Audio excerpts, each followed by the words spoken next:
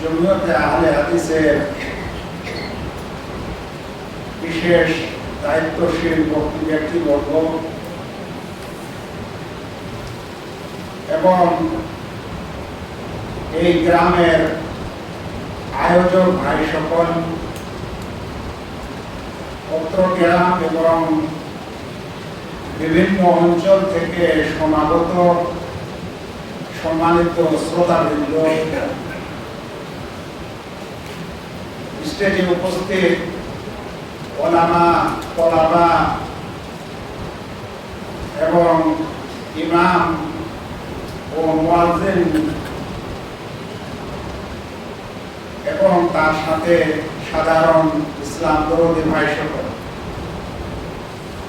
আল্লাহ রাব্বুল আলামিনের যাবতীয় প্রশংসা এবং প্রিয় নবী মুহাম্মদ মুস্তাফা সাল্লাল্লাহু আলাইহি ওয়াসাল্লামের প্রতি অনেক অনেক দরুদ ও সালাম বর্ষিত হোক। আল্লাহুম্মা সাল্লি আলাইহি আল্লাহুম্মা বারিক আলাইহি। এটি খুশির বিষয়, আনন্দের বিষয় যে আজকের এই দিনে আপনারা একটি বড় সংখ্যায় এখানে উপস্থিত হয়েছেন এবং প্রায় 10টা থেকে ধারাবাহিক আলোচনা শুনে আসছেন। এরপরেও আপনাদের এই সবর ও ধৈর্য অবশ্যই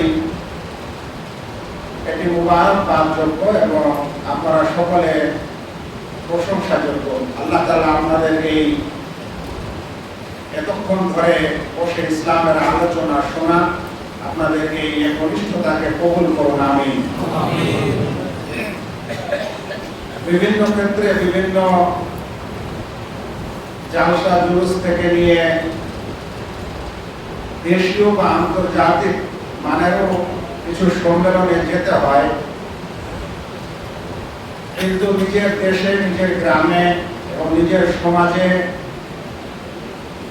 তাদেরকে কিছু বলা এবং তাদেরকে কিছু শিক্ষা দেওয়া, এটা খুব সৌভাগ্যের বিষয় নিজের জন্য। এ কারণে যখন এই ছোট বড় কিছু প্রোগ্রাম হয় আর আমার যদি আসার সম্ভাবনা থাকে, তাহলে কোনো না কোনোভাবে সেখানে আসার চেষ্টা করি, কিন্তু সেটা সামান্য, হয়তো এর চেয়ে অনেক বেশি আপনাদেরকে সময় দেওয়ার প্রয়োজন আছে, যেটা হয়তো হয়ে ওঠে না। আল্লাহ যেন আমাদের সত্যিকারের এই ঘাটতিকে কবুল করে না। আমাকে আজকে একটি বিশেষ বিষয়ে আলোচনা করার ইঙ্গিত করা হয়েছে। এই বিষয়টি একটি বড় বিষয়। আল্লাহর রহমতে এই বিষয়ে একটি আমি বইও লিখেছি, যে বইটি বাংলাদেশের আলোকিত প্রকাশনী থেকে প্রকাশ হয়েছে। কলকাতা কিছু লাইব্রেরি এবং মুর্শিদাবাদের কিছু জায়গায় বইটি অলরেডি এসেছে, কিন্তু এখনো আমি নিজেই পাইনি যে আপনাদেরকে সেই বইটির কোনো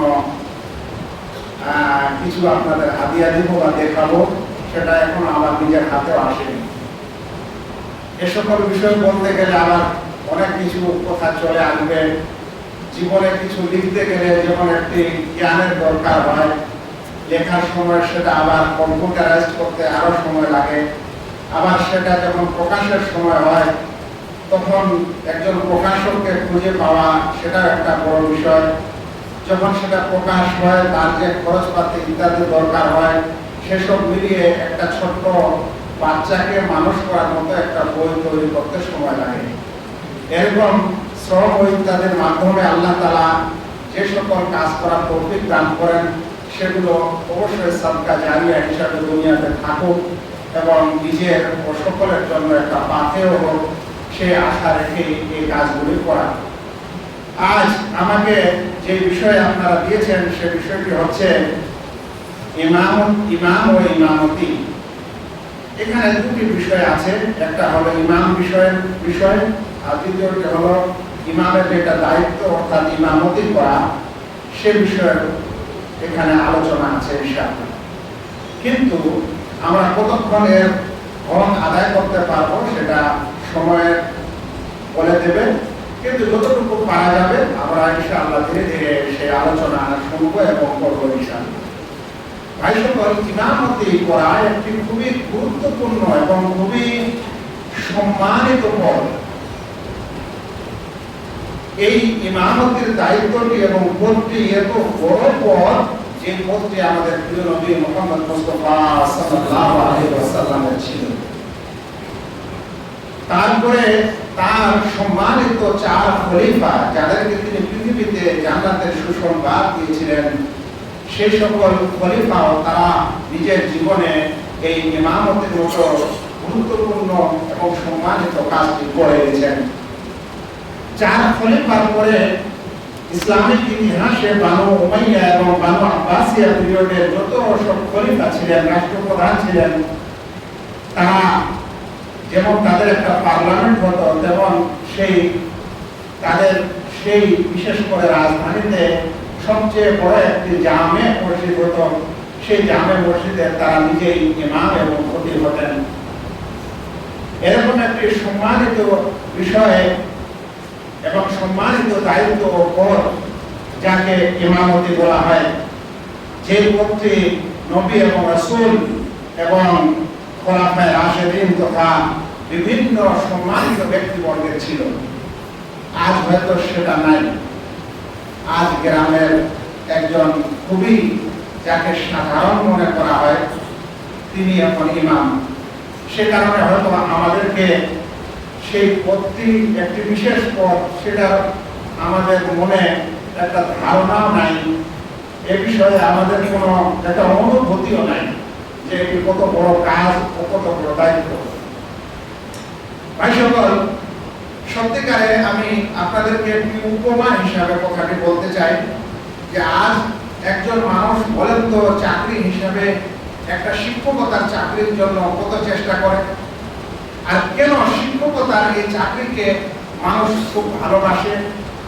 স্বয়ং যিনি শিক্ষক তিনিও ভালোবাসেন এবং সাধারণ মানুষেরাও তার এই কাজটাকে কেন ভালোবাসে? কারণ তার এই শিক্ষার আলোর দ্বারা এই সমাজ এবং সমাজের প্রজন্ম এরা আলো পাবে এবং এরাই ভবিষ্যতে এই সমাজ এবং এই দেশ, এই জাতি, আমাদের এই ধর্ম, আমাদের ইসলাম ইত্যাদিকে নিয়ে চিন্তা ভাবনা করবে। একজন মাস্টার সাহেব তিনি এই জিনিসটা শিক্ষা দেন বলে তাকেও গর্ব লাগে এবং সমাজের মানুষও তাকে নিয়ে গর্ব করে। যদি আপনি এরকম মাস্টার বা একটা শিক্ষকের পেশাকে এত সুন্দর ভাবেন এই কারণে যে আপনার দ্বারায় জাতি শিক্ষিত হবে, সমাজ শিক্ষিত হবে, সেরকম একজন মসজিদের ইমামও সেই গ্রামের শিক্ষক। এর দ্বারা সেই গ্রাম শিক্ষিত হবে। ওখানে কিন্তু বিশেষ কিছু বর্গের মানুষ শিক্ষিত হবে, যাদের বয়স হতো 5-7 থেকে নিয়ে 12-15-20 বছরের। কিন্তু যিনি একজন মসজিদের ইমাম হবেন, তিনি শুধু একটা বিশেষ বয়সের মধ্যে সীমাবদ্ধ থাকবে না, বরং তিনি বাচ্চা থেকে নিয়ে বৃদ্ধ পর্যন্ত এবং পুরুষ থেকে নিয়ে মহিলা সকলেরই কিন্তু শিক্ষক। এখন একজন ইমাম যদি এই দায়িত্বকে ভালো করে পালন করে দিতে পারে, যে সে তার এই ইমামতির দায়িত্বে তার গ্রামের প্রত্যেকটি মানুষকে ইসলামের শিক্ষা দিতে পেরেছে এবং ইসলামের মৌলিক শিক্ষাগুলি দিতে পেরেছে, জুমার খুতবার মাধ্যমে সে বিশেষ বিশেষ বিষয়ের আলোচনা করেছে এবং সমাজকে আর জাতিকে অনেক আলো দিতে পেরেছে, তাহলে বলেন তো সেই শিক্ষকের চাইতে কি ইনার মর্যাদাটা কম হওয়া উচিত? কিন্তু আজ হয়তো আমরা এই জিনিসটা ধরে রাখতে পারিনি। আমাদের সমাজ হয়তো একজন ইমামকে খুবই তুচ্ছই মনে করে বা খুবই ছোট মনে করে বা খুব সাধারণ মনে করে। যতখানি তার মান সম্মান ইত্যাদি দেওয়ার প্রয়োজন সেটা হয়তো আমরা দিতে পারি না বা দিচ্ছি না। আমরা হয়তো বিশেষ একটা অর্থের কারণে তারকে এই সম্মান হয়তো আমরা অনেকে মন করে দিতে পারি না। ভাইরা, সেজন্য মনে রাখবেন, এটি একটি এমন দায়িত্ব কর্তব্য যেটা কখনো একটা স্কুল, একটা ইউনিভার্সিটি থেকে কম নয়। আল্লাহু আকবার। ওই ইমাম, যে ইমামের একটি আলোচনা শুনে কোনো মানুষ গ্রামে যদি একজন মানুষও নামাজ আদায় করতে শিখে, একজন খাতিবের খুতবা শুনে যদি কোনো এক ব্যক্তি যাকাত দিতে দেয়, যাকাত দিতে শুরু করে, কোনো একজন ব্যক্তি সে যদি হারাম জিনিস বর্জন করে, সুদ বর্জন করেছে, কিংবা মদ্যপান বর্জন করেছে, কিংবা কোনো নামাজি রয়েছে, আপনি কি ভাবতে পারেন সেই আলেম যতদিন এই পৃথিবীতে, যতদিন ওই আলেমের এই শিক্ষা পৃথিবীতে থাকবে, ততদিন পর্যন্ত তার সওয়াব তার কাছে পৌঁছাতে থাকবে, যদিও সে কবরে চলে যায়। তাহলে এর চেয়ে বড় সম্মানিত এবং এর চেয়ে বড় ভালো কাজ আর দুনিয়াতে কি হতে পারে? সেই ইমাম এবং ইমামতি নিয়েই আমাকে আজ কিছু আপনারা বলার জন্য আহ্বান করেছেন।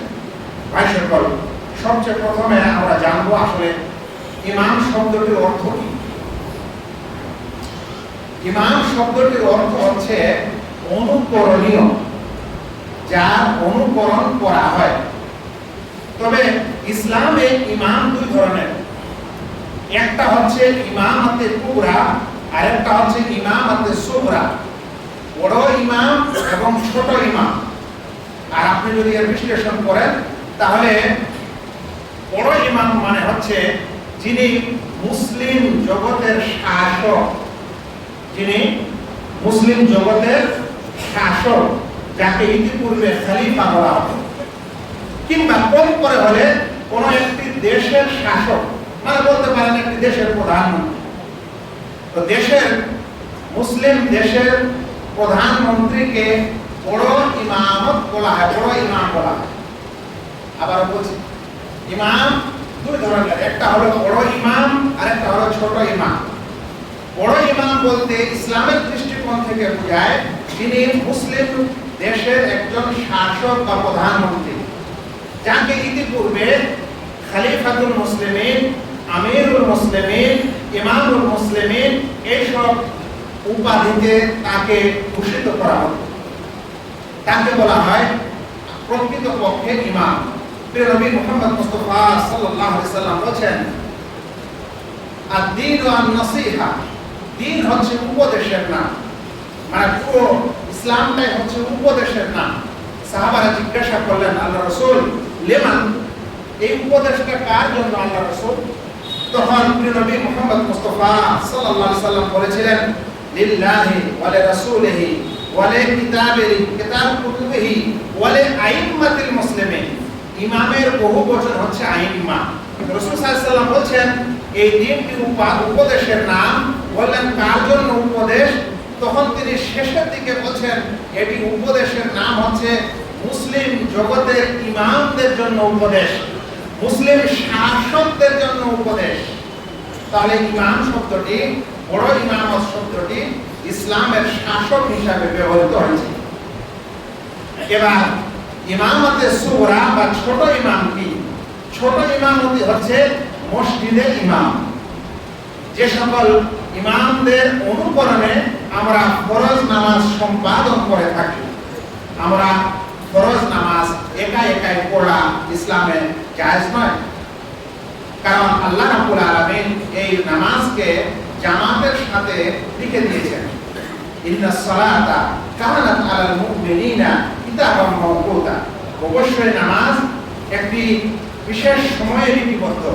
তাই একজন ইমাম হবে, একজন মুয়াজ্জিন হবে, আর বিশেষ এক সময় আযান হবে। আযানের পরে মুসলিমেরা একসাথে সমবেত হবে। সবাই মিলে মুসলিম সমাজের প্রত্যেকটা মানুষ তারা কাঁধে কাঁধ মিলাবে, পায়ে পায়ে মিলাবে, আপোষে দাঁড়াবে, নিজের বিভেদ ভুলে যাবে, নিজের ঝগড়াঝাঁটে ভুলে যাবে এবং সবাই এক আল্লাহর বান্দা হয়ে এই ইবাদত করবে এক ইমামের অনুকরণে। সেজন্য তার নাম হচ্ছে ইমাম। আমরা কোন ইমামের আগে যদি নামাজের কোন অংশ করে দিই আমাদের নামাজ বাতিল হয়ে যাবে। এটা এমনই একটা অনুকরণ। এই জন্য এই ইমামের এটি বড় মর্যাদা যে তার অনুকরণে তার পিছনে সবাই নামাজ পড়ছে। এই জন্য এটিকে বলা হচ্ছে ইমামতে সুগরা বা ছোট ইমামত। তাহলে আমাদের কাছে এখন দুটি জিনিস স্পষ্ট হয়েছে যে ইমাম শরিয়ার দৃষ্টিকোণ থেকে দুই ধরনের পদকে বলা হয়। প্রথম পদটি হচ্ছে যিনি মুসলিম দেশের একজন শাসক, আর দ্বিতীয় ইমাম হচ্ছেন তিনি যিনি কোন মসজিদের ইমাম, নামাজ পড়ার ক্ষেত্রে মানুষেরা তাকে অনুকরণ করে থাকে। এবার একটি তৃতীয় প্রসঙ্গ শুনেন, সেটি হলো আমরা কিন্তু কিছু আলেম ওলামাকে ইমাম বলি, যেমন ইমাম বুখারী, যেমন ইমাম মুসলিম, যেমন ইমাম আবু হানিফা, যেমন ইমাম শাফি। তো তারা তো কোথাও রাষ্ট্রপ্রধান ছিলেন না, অনুরূপ হয়তো তাদের মধ্যে কেউ হয়তো ইমামও ছিলেন না। তাহলে তাকে কেন ইমাম বলা হয় বা তাদেরকে কেন ইমাম বলা হয়? তাদেরকে ইমাম বলা হয় তারা ইলম ও জ্ঞানের জগতে অনুকরণীয় হয়। তাদের ইলম এত বেশি, তাদের জ্ঞান এত বেশি, তাদের পাণ্ডিত্য এত বেশি, হাদিস এবং কোরআন এবং শরিয়ার জ্ঞান আল্লাহ তাআলা তাকে এত বেশি দিয়েছিলেন যে তিনি অনুকরণীয় হয়ে গেছিলেন তার ওই জ্ঞানে। মানুষেরা তার জ্ঞানে অনুকরণ করত, সেজন্য তাদেরকে ইমাম বলা হয়। তাহলে যদি কেউ ইমাম বুখারী রাহমাতুল্লাহ আলাইহির মতো পাণ্ডিত্য লাভ করতে পারে হাদিসে কিংবা ফিকহে, ইমাম শাফি, ইমাম মালিক, ইমাম আবু হানিফা তাদের মতো পণ্ডিত হতে পারে, তাহলে তার নামের সামনেও ইমাম লেখা যেতে পারে। কিন্তু যদি এই পাণ্ডিত্য কারণ না থাকে আর এমনি এমনি কেউ যদি তার নামের শুরুতে ইমাম লিখে, তাহলে এটা কখনো কাম্য নয়। যেমন কোন মানুষ যদি মুফাসসির না হয় তার নামের সামনে মুফাসসির লেখা হয়, এটা ভুল। যদি কোন মানুষ ইমাম না হয় তার সামনে যদি ইমাম লেখা হয়, সেটা ভুল। কোন মানুষ যদি মুহাদ্দিসের সংজ্ঞায় না আসে আর তাকে যদি মুহাদ্দিস বলা হয়, সেটাই ভুল। কোন মানুষ যদি ফজিলাতুল শেখের সংজ্ঞায় না আসে, তাহলে তাকে ফজিলাতুল শেখ বলা ভুল। এভাবে কেউ যদি শেখের সংজ্ঞায় না আসে, তাহলে তাকে শেখ বলা ভুল। আমরা এতক্ষণে জানছিলাম যে ইমাম শব্দটি শরিয়াতে কি কি বিষয়ে প্রয়োগ হয় এবং কি কি অর্থে ইমাম ইসলামে ব্যবহৃত হয়েছে। এবার আমরা একটু আগে যাব ইনশাআল্লাহ। এই ইমাম এবং মুয়াজ্জিনের ফজিলত সম্পর্কে যদি হাদিস এবং কোরআন দেখতে যাওয়া যায়, তাহলে ইমামের চাইতে মুয়াজ্জিনের ফজিলতগুলি বেশি। ইমামের চাইতে মুয়াজ্জিনের ফজিলতগুলি বেশি এসেছে। এজন্য ওলামারা মতভেদ করেছেন যে ইমামতির দায়িত্বটা বেশি গুরুত্বপূর্ণ আর বেশি ফজিলতপূর্ণ, না মুয়াজ্জিনের দায়িত্বটি বেশি গুরুত্বপূর্ণ। তো কিছু ওলামা মনে করেন ইমামতির দায়িত্বটা বেশি গুরুত্বপূর্ণ এই কারণে যে আমাদের নবী এবং খোলাফায়ে রাশিদিনরা এই দায়িত্ব পালন করেছেন। কিন্তু যদি আপনি হাদিস এবং কোরআনে কোনো ডাইরেক্ট ফজিলত খুঁজতে চান, তো যত ফজিলত মুয়াজ্জিনের আসবে তত ফজিলত ইমামের পাওয়া যায় না। একটি হাদিসের সম্পর্কে শুনেন, প্রিয় নবী মুহাম্মদ মুস্তাফা সাল্লাল্লাহু আলাইহি ওয়াসাল্লাম বলেন, আল ইমামু দামিনুন ওয়াল মুআদ্দিনু মুহতামালুন। ইমাম হচ্ছেন রক্ষক, হেফাজতকারী। কারণ ইমাম তার পিছনে নামাজ যে আদায় করছে মুক্তাদিরা, তাদের নামাজের হেফাজতকারী। এই জন্য এই পিছনে মুক্তাদিদের যদি ছোট মোটো ত্রুটি হয়ে যায় তার সাথে নামাজ পড়তে পড়তে, তো ওই ইমামেই সেটা বলতে পারেন, ইমামের দ্বারাই সেই ত্রুটি আপনার মাফ হয়ে যাবে, বা আপনি ত্রুটি যাকে বলা হয় যে আপনার সেই ত্রুটিটা থাকবে না। কিন্তু মুয়াজ্জিনের ব্যাপারে প্রিয় নবী সাল্লাল্লাহু আলাইহি ওয়াসাল্লাম বলেছেন যে ওয়াল মুআদ্দিনু মুতামানুন, কিন্তু মুআদ্দিন হচ্ছে আমানতদার। কিভাবে? কারণ মুয়াজ্জিন যদি নামাজের আগেই আযান দেয়, তাহলে আপনার নামাজ বাতিল হয়ে যাবে। যদি সময়ের আগে সময়ের পরে আযান দেয়, তাহলে আপনার রোজা নষ্ট হতে পারে। আবার যদি তার আগেই কিছু করে দেয়, তাহলে অনেক সময় তাহাজ্জুদ এবং ফজরের নামাজেও গোলমাল হতে পারে। সেজন্য মুয়াজ্জিন হচ্ছেন একজন আমানতদার। উল্লেখ্য, একজন মুয়াজ্জিনকে আযান দেওয়ার পর সে মসজিদে যতক্ষণ পর্যন্ত অবস্থান করে, ততক্ষণ কিন্তু একজন ইমামকে অবস্থান করতে হয় না। সে কারণে ইমাম যদি ঠিক ওই সময় আসে যে সময় ইমামতের তার সময় আছে, তাহলেই চলে। কিন্তু মুয়াজ্জিনকে আযান দেওয়ার পর দীর্ঘক্ষণ ধরে অপেক্ষা করতে হয়। তার এই সম্পূর্ণ অপেক্ষাটি একটি নফল নামাজের সমতুল্য। ভাই সকল, প্রিয় নবী মুহাম্মদ মুস্তাফা সাল্লাল্লাহু আলাইহি ওয়াসাল্লাম এই হাদিসে বলছেন, আল্লাহুম্মা আরশিদিল আইম্মা, হে আল্লাহ, আপনি ইমামদের সঠিক অবস্থান করার তৌফিক দান করুন। তারপরে মুয়াজ্জিনদের ব্যাপারে বলেন, ওয়াগফির লিল মুআদ্দিনিন, এবং মুয়াজ্জিনকে আল্লাহ তুমি ক্ষমা করুন। যেটা মুয়াজ্জিনের জন্য দোয়াটা আলাদা আর ইমামের জন্য দোয়াটি আলাদা। মুয়াজ্জিনের ক্ষমার দোয়া এসেছে, এই দোয়া একজন মুয়াজ্জিন পায়। এর চাইতে বড় কি হতে পারে যে রাসূল করিম সাল্লাল্লাহু আলাইহি ওয়াসাল্লাম তার জন্য দোয়া করেছেন যে আল্লাহ তুমি মুয়াজ্জিনদেরকে ক্ষমা করে দাও। এর চাইতে আমাদের কাছে এটা ফজিলত নেই যে আমাদেরকে বলা হয়েছে অমুককে ক্ষমা করো, অমুককে ক্ষমা করো, অমুক পেশাদারকে ক্ষমা করেন, অমুক ওদের ব্যক্তিকে ক্ষমা করেন, এটা আল্লাহ বলেননি। রাসূল করিম এটা রাসূল সাল্লাল্লাহু আলাইহি ওয়াসাল্লাম বলেননি। তিনি বলছেন যে হে আল্লাহ তুমি মুয়াজ্জিনদেরকে ক্ষমা করে দাও। তাদের যদি কিছু ভুল ত্রুটি হয় তাহলে আল্লাহ যেন মুয়াজ্জিনদেরকে ক্ষমা করে দেন। আল্লাহু আকবার। এই মুয়াজ্জিনদের বহু ফজিলত হাদিসে এসেছে। তার মধ্যে একটি হাদিস আরো শুনেন। প্রিয় নবী মুহাম্মদ মুস্তাফা সাল্লাল্লাহু আলাইহি ওয়াসাল্লাম বলেন আল মুআদ্দিনুনা আতওয়ালুন নাস আ'নাকান ইয়াউমাল কিয়ামাহ। কিয়ামতের দিনে মুয়াজ্জিনদের গলা গ্রীবা সবচেয়ে বেশি দীর্ঘ হবে, লম্বা হবে। মুয়াজ্জিনদের গলা দীর্ঘ হবে, লম্বা হবে। এর মানে কি? মানে দুটি। এক নম্বর মানে হচ্ছে তার সম্মান সবচেয়ে বেশি হবে। বলছেন ওলামারা ব্যাখ্যায় বলেছেন যে যদি কোনো জায়গায় কোনো বিশেষ জিনিস দেখার প্রয়োজন হয় আর ভিড় লাগে তাহলে মানুষ এভাবে গলা উঁচু করে না, যে দেখি তো কি আছে ভিতরে। তো কিয়ামতের দিনে আমাদের মুয়াজ্জিন ভাইদের যে গলা বড় হবে, উঁচু হবে, লম্বা হবে, দীর্ঘ হবে, এর মানে হচ্ছে সবাই তার দিকে ঈর্ষার নজরে তাকাবে যে যদি আমি দুনিয়াতে মুয়াজ্জিনের এই কাজটি করতে পারতাম। আর দ্বিতীয় এর অর্থ হচ্ছে সত্যিকারে আল্লাহ তাআলা গলা লম্বা করে দিবেন। যেই কিয়ামতের দিনে যদি মানুষের যে ঘামের কারণে হাবুডুবু খাবে, সেই মুয়াজ্জিন সে হাবুডুবু খাবে না, এজন্য তাকে দীর্ঘ করে। সেজন্য বলছিলাম যে মুয়াজ্জিন এবং ইমামের বিষয় এবং তাদের সম্পর্কে যা এসেছে এটা কোনো ছোট বিষয় নয়। শুনেন, প্রিয় নবী মুহাম্মদ মুস্তাফা সাল্লাল্লাহু আলাইহি ওয়াসাল্লাম বলেছেন এই মুয়াজ্জিনের ব্যাপারে ফাইন্নাহু লা ইয়াসমাউ সাওতাহু আল মুয়াজ্জিন জিন্নুন ওয়ালা ইনসুন।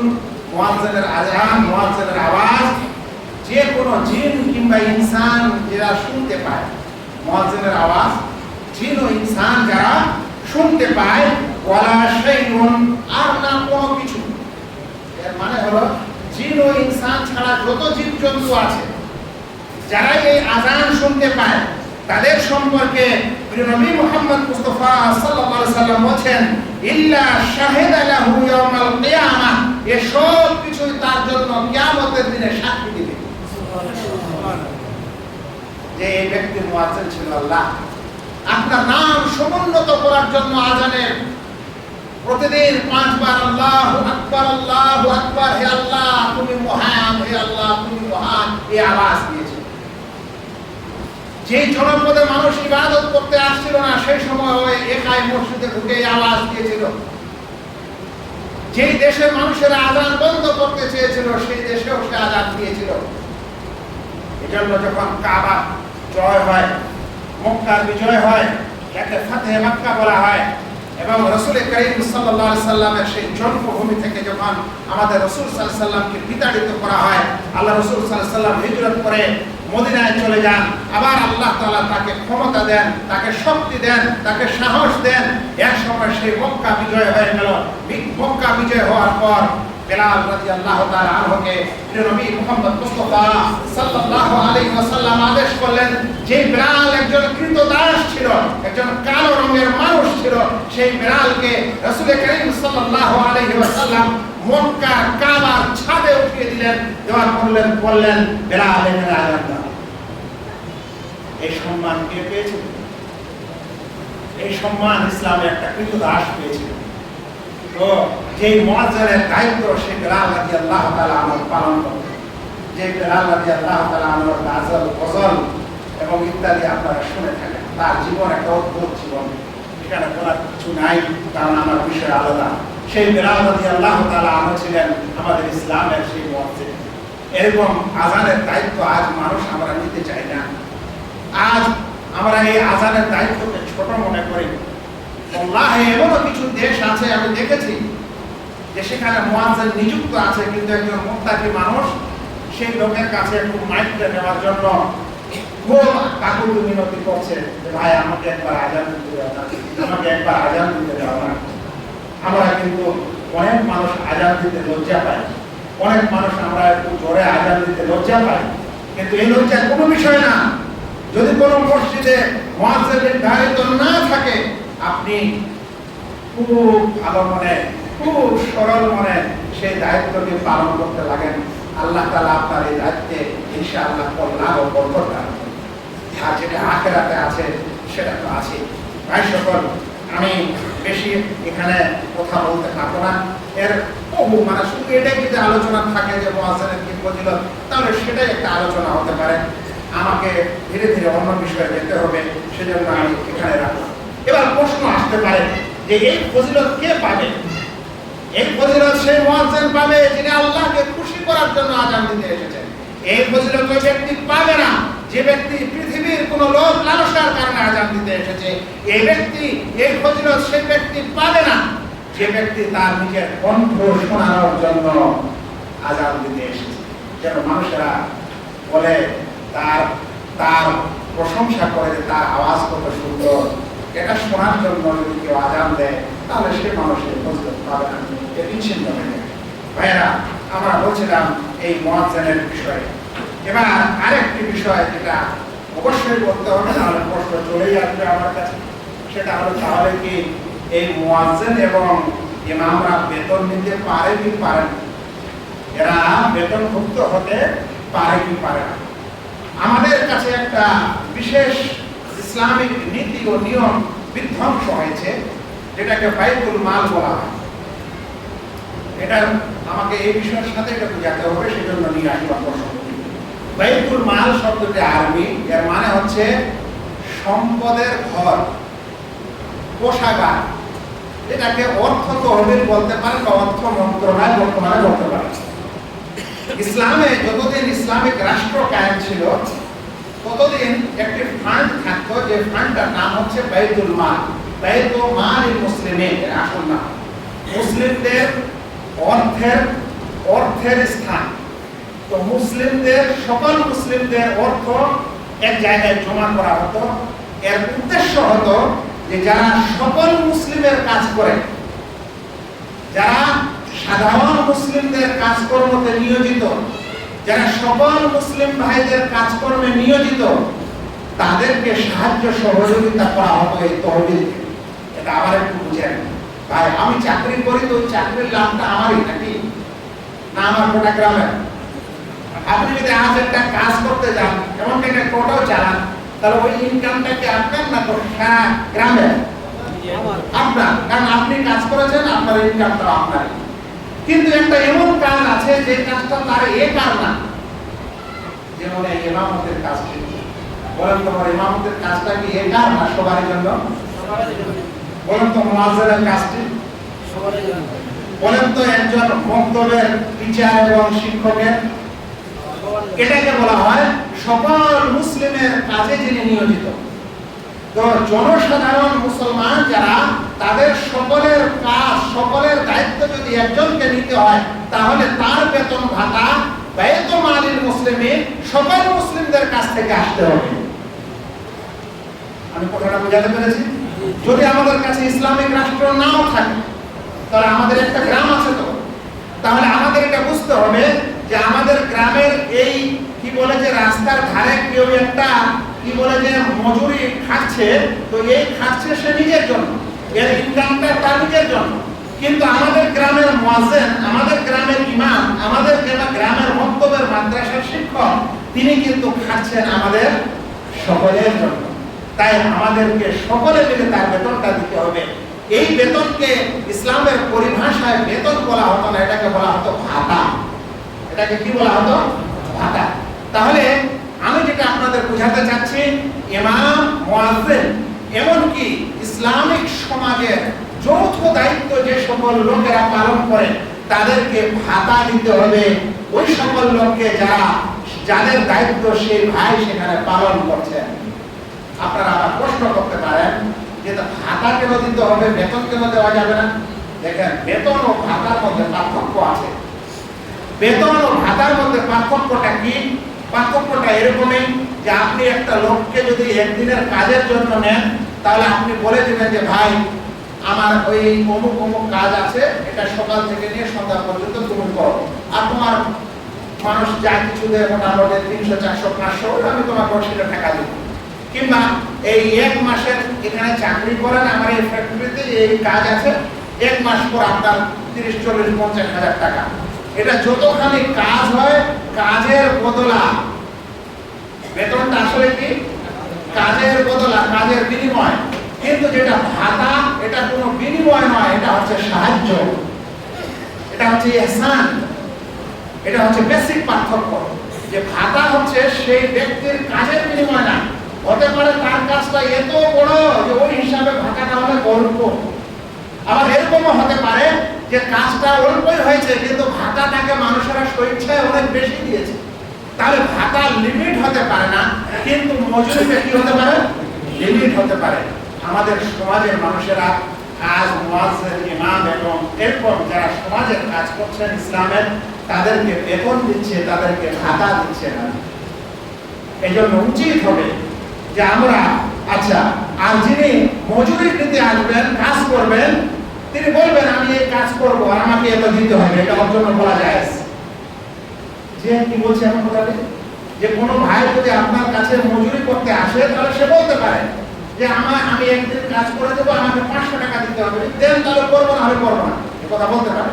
আপনাকে এটা বলতে পারে যে ভাই আমার এই জায়গাটা বা এই প্রাচীরটা তৈরি করে দাও, তো তারপরে ও বলতে পারে আপনার এই প্রাচীর তৈরি করবো কিন্তু 10,000 টাকা নেব। এটাকে বলা হয় তার কাজের বিনিময়ে সে বেতনটা নির্ধারণ করে, কিন্তু যিনি ভাতা পাবেন তিনি নির্ধারণ করতে পারেন না। সেই জন্য প্রশ্ন আসে যে যেই সকল ইমাম, যেই সকল মুয়াজ্জিন, যেই সকল তারাবির ইমাম, যেই সকল মাওলানা বক্তা যারা কন্ট্রাক্ট করে, তাদের কন্ট্রাক্টের পয়সা নেওয়া জায়েজ না জায়েজ না। অনেক সময় মানুষ তো বুঝে না যে তর্কটা চলছে কেন। কারণ এই যে সে কন্ট্রাক্ট করছে যে আমি 20,000 টাকা না দিলে আমি তারাবি পড়াবো না, তার মানে সে মজুরি চাচ্ছে। আর এই দায়িত্বগুলা মজুরির দায়িত্ব না, এই দায়িত্বগুলা হচ্ছে সমাজের দায়িত্ব, ইসলামের দায়িত্ব। আপনি এই দায়িত্বটা পালন করবেন, সমাজ আপনাকে দেখবে। এখন বলেন একজন মুয়াজ্জিন ও ইমাম যদি আপনার মসজিদে বেতনটা না চায়, তাহলে আমরা নিজের দায়িত্বটা দিব তো? আমাদের গ্রামের লোকজনেরা আমরা দিব তো? যদি আপনারা এই দায়িত্ব বোধটা নেন, তাহলে আমাদের গ্রামের এবং আমাদের আশেপাশের কোন ইমাম এবং মুয়াজ্জিন আপনাদের কাছে বেতন চাইতে পারে না। কিন্তু যদি আপনারা দায়িত্বটা না নেন, এই দায়িত্ব বোধটাই না নেন, তাহলে তখন সেই সকল ইমাম, মুয়াজ্জিন ও টিচাররা কি করবে, যারা নিজের 10 ঘন্টা 8 ঘন্টা 5 ঘন্টা আপনাদের সকল বাচ্চাদের জন্য দিল, সকল নামাজীদের জন্য দিল, কিন্তু ওই 5 ঘন্টা আপনার মতো অন্য জায়গায় কাজ করে কিছু ইনকাম তো করতে পারতো, কিন্তু ও তো করেনি, ও তো আপনার জন্য এখানে আছে। তাহলে এখন দায়িত্বটা কাকে নিতে হবে? সেজন্য আজকে এই ভুল ত্রুটিটা দ্বিপাক্ষিক, ভুল ত্রুটিটা একপাক্ষিক না, এটা দ্বিপাক্ষিক। আমরা সমাজের মানুষদের কাছে আমাদের এটা চিন্তা নাই যে আমরা ভাবছি যে যেমন একজন স্কুলের টিচারের বেতন হয় এরকম এটারও একটা বেতন দিতে হবে। যদি স্কুলের মতো দিয়ে দেন তাহলে তো ঝামেলাটা হয় না, কিন্তু ওটা তো অনেক নিম্নমানের। তাহলে নিম্নমানেরটা দেওয়ার সময় যদি আবার ঝামেলা হয়, আর একজন মুয়াজ্জিন ও ইমাম যদি তার বেতন বা তার ভাতা যদি 2 মাস 4 মাস না পায়, তাহলে ভাই এই ভুলটা ওই ইমামের নয়, ওই ভুলটা ওই গ্রাম এবং ওই সকল নামাজি যারা ওর পিছনে নামাজ আদায় করে থাকে। আমি বলছিলাম আপনাদের যে ইমামদের সত্যিকারের উচিত হবে ভাতা দেওয়া, আমাদের উচিত হবে ইমামদেরকে ভাতা দেওয়া।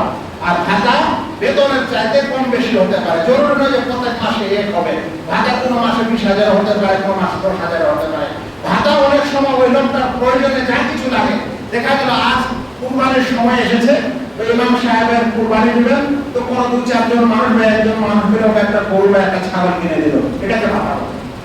ওই লোক ওই ইমামের কি বলে যে মাসিক দেখা গেল যে 1 বস্তা চাল লাগে, 5 লিটার তেল লাগে, আর 5 কেজি চিনি লাগে, দুধ লাগে, অমুক লাগে, তমুক লাগে, এই সব কিছু কিনে আপনি তাকে পৌঁছে দিলেন, এটাকে ভাতা বলে। আপনারা কি জানেন সৌদি আরবে এখনো বহু মানুষকে এরকম ভাতা দেওয়া হয়, এবং তাদের কাছে যদিও সরকারি ভাবে ব্যবস্থা আছে, বেসরকারি ভাবেও ব্যবস্থা আছে, কিন্তু আমাদের সমাজে কই? আমাদের সমাজে আমরা ভিক্ষা দিচ্ছি, মানুষকে 2-4টা অনুদান দিচ্ছি, কিন্তু আমাদের সম্পূর্ণ সমাজের জন্য কোন একটা বিশেষ অর্থ তহবিল নাই। আজ ধরেন যে এই জালসাটা হচ্ছে, আমি জানি, আমার কাছে খবর আছে, এটা অনেক আগে হওয়ার কথা ছিল, আমার ছুটির সময়, এটা হয়নি সেই সময়। তারা গোটা গ্রাম আশেপাশে মিলে কিছু পয়সা তুলেছে। আমাদের একটা তহবিল থাকা উচিত প্রত্যেক গ্রামে, যে যখন যেটা প্রয়োজন হবে আমরা সেই তহবিল থেকে খরচ করবো। প্রত্যেকটা কাজের সময় মানুষের কাছে যদি চাঁদা করতে যান, ওদেরকে বিরক্ত লাগে, ওদের সমস্যা হয়। সেজন্য আমাদের একটা সিস্টেমে আসা উচিত।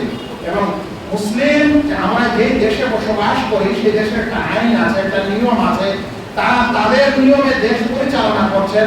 আমরা একটা বিশেষ বিধানকে মানে অনুসরণ করি। আমাদের এই সকল কাজকর্ম করতে সরকার আইনত আমাদেরকে বাধাও দেয় না। বিশেষ করে যদি সামাজিক কাজ হয়, তাহলে আমরা এই সকল কাজ আজ পর্যন্ত করি না। এবং করলেও দেখা গেল যে ওই যে একটা টাকা জমা হয়েছে, বেশি না, আবার ওগুলো বিক্রি করেছে, করার পর টাকা জমা করেছে, টাকাগুলো আবার কাউকে ধার দিয়ে দিয়েছে। আমানত কোথায়? আমানত কোথায়?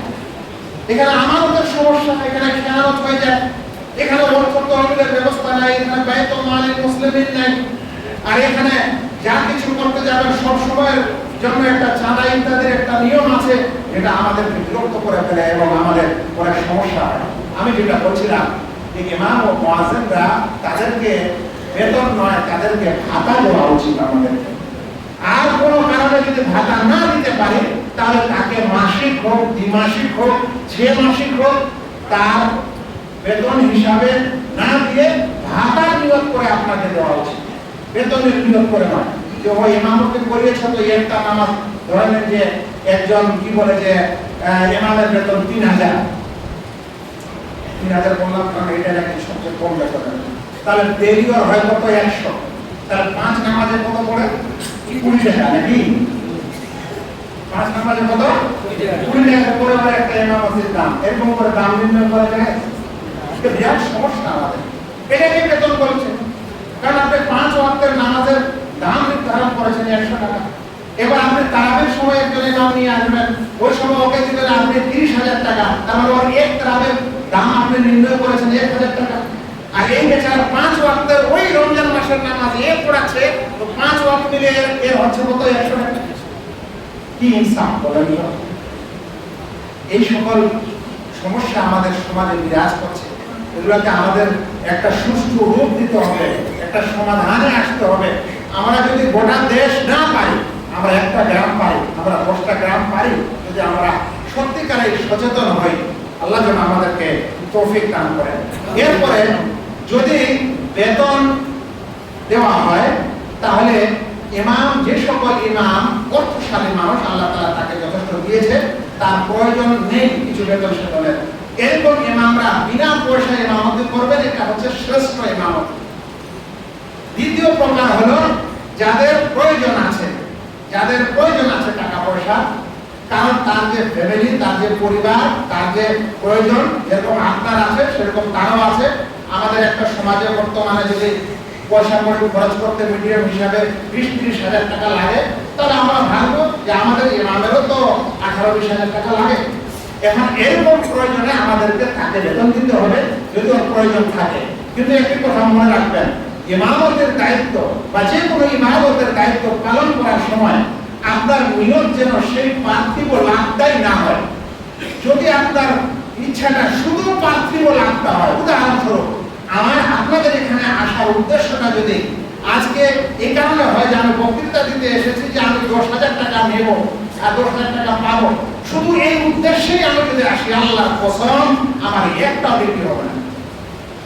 এভাবে একজন মুয়াজ্জিন এবং একজন ইমাম, সে যদি এই কারণে ইমামতি এবং আযান দেয় যে আমার 5,000 বা 10,000 টাকা বেতন দিলে ইমামতি করবো, না হলে করবো না, তার আল্লাহর কসম তার একটাও বিক্রি হবে।